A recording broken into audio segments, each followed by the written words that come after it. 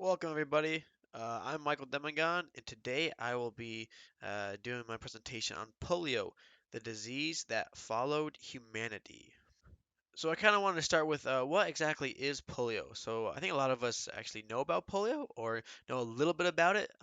We know about all the kind of scary things, but we don't really know its history and why polio is actually so unique.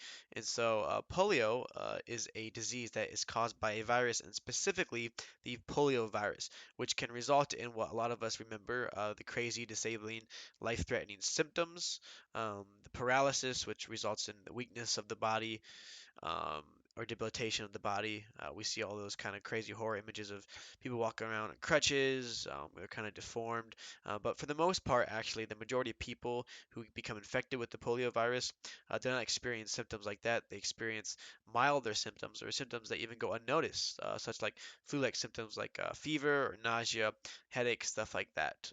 Also, it should be known that polio is so dangerous and was so people are so worried about it because it is very contagious and can spread easily.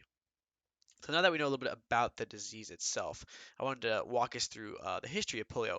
And I would consider polio uh, to have a lot of perceptions, or people have a lot of perceptions about polio, the disease itself, because it has been around for so long. And it has been around as actually as long as human societies have existed, so it's followed us. In fact, many studies were done in are done on Egyptian mummies to learn more about the disease and its transmission. As we'll see in the next slide, there have been a lot of pictures, a lot of depictions of this disease throughout time. So I chose to focus on polio after a better understanding of it was acquired. However, since disease has been around for a very long time, it's easy to speculate that many believed it was a punishment or caused by a supernatural source. That's what speculation, what a lot of people, a lot of historians have thought.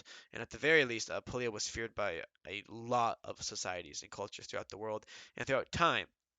And so it was first clinically described in 1789 as the debility of the lower extremities in children, and then more research was done on it. But it wasn't really until the first epidemic of polio broke out that people actually started to really research and come up with vaccines. And we'll talk a little bit more about that later. But in 1908, that was when Leinsteiner and Popper discovered that it was indeed a virus, and they actually figured out through various experiments on monkeys, and that was in their research lab how they deciphered that the virus spread or that polio spread through a virus. And so in 1953, this is when the vaccine for polio was created by Dr. Jonas Salk, and trials were initiated. And so it went from being ridiculously feared when people had it and some crazy symptoms to basically being almost non-existent because from 1955 to 1957, the incident rate of polio dropped by more than 85%, which is ridiculous. And from or after 1988, polio cases have decreased by over 99%. And actually, since 2019, there have only been 14 cases of polio reported. So we don't even think about it anymore in our daily lives.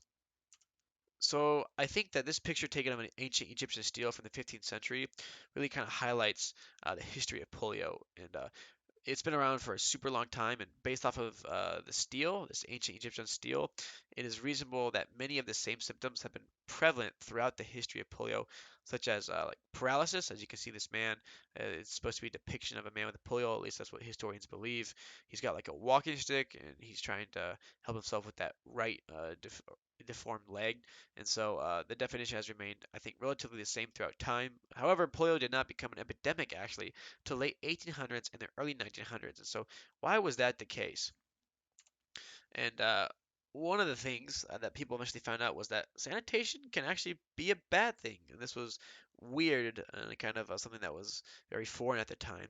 But basically, they looked at socioeconomic class, and people who were at a higher socioeconomic class and were actually cleaner, had more options to sanitation, had children who became infected with the disease and had worse symptoms from it. So the question obviously is, well, why is that the case? and they figured out that mothers who lived cleaner lives actually passed less antibodies to their children, and so they were not exposed to the disease or the virus, and therefore they had no defenses that they could pass on to their kids. And their kids are vulnerable, and so when they did eventually come into contact with the virus, they couldn't keep it away, and they ended up having worse symptoms than other people. And that's what kind of led to the first polio epidemic in the United States in 1894, where there were 132 cases and there were 18 deaths. And at that point, it was time to start rallying all the troops, start doing a lot of research, and eventually a vaccination was found about 50 years later in 1953.